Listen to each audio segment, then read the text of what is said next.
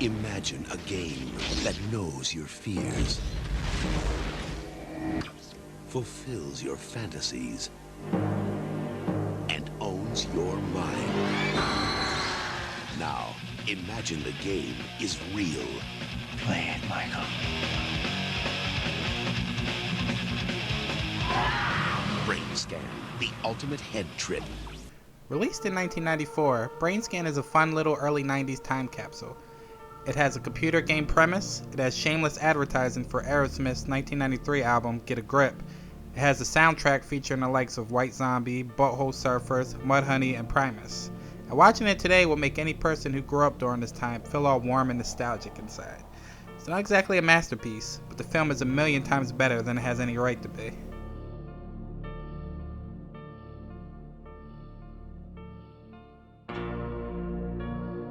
On the surface, Brainscan seems a bit like a mashup of Paul Verhoeven's Total Recall and David Cronenberg's Videodrome, as written by R.L. Stine, the 90s Stephen King for kiddies. The screenplay is certainly an enjoyable enough twist and turn filled narrative, but it feels like an R-rated episode of Erie, Indiana, at best, or Goosebumps, at worst.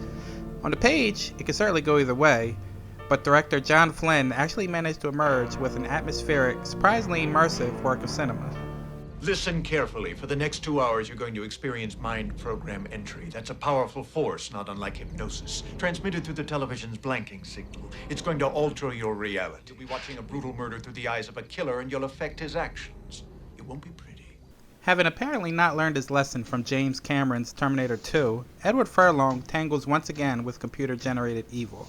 Here playing Michael, a teenage loner with a dead mother, a father forever away on business, and an unrequited crush on his neighbor, Kimberly. He was also in a car accident as a child, and he still suffers from nightmares of the ordeal regularly. He has a badly scarred knee and walks with a limp as a daily reminder of the incident. He ultimately finds solace in the world of horror, as well as spying on his neighbor like a modern-day Norman Bates. One day, his best friend Kyle reads an ad for a new game experience called Brainscan in the latest issue of Fangoria.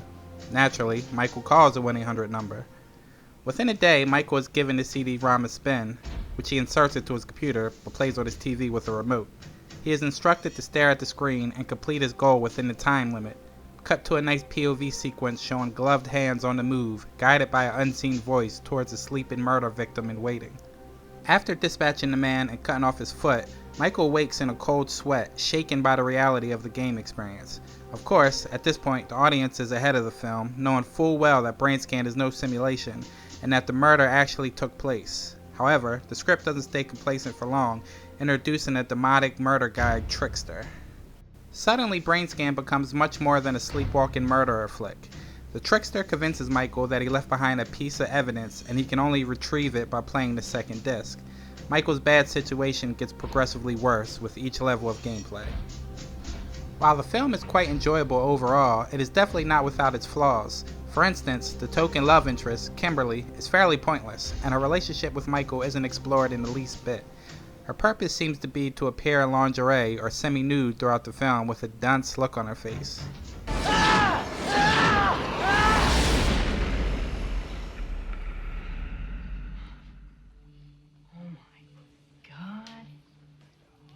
Though, the biggest flaw has to be the film's ending. Spoiler alert, at the end of the movie, we learn that Michael didn't actually kill anybody. He awakens to discover the whole experience was just a game.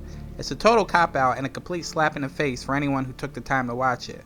However, it is refreshing that the wrap-up doesn't suggest that Michael is, or needs to be, quote-unquote, cured of his obsession with horror.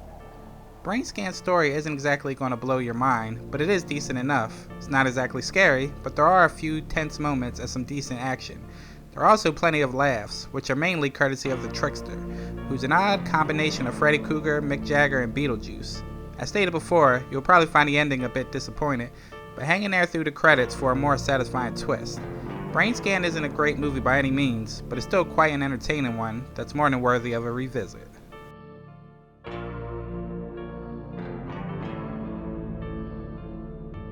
Wait a minute. Haven't you forgotten something?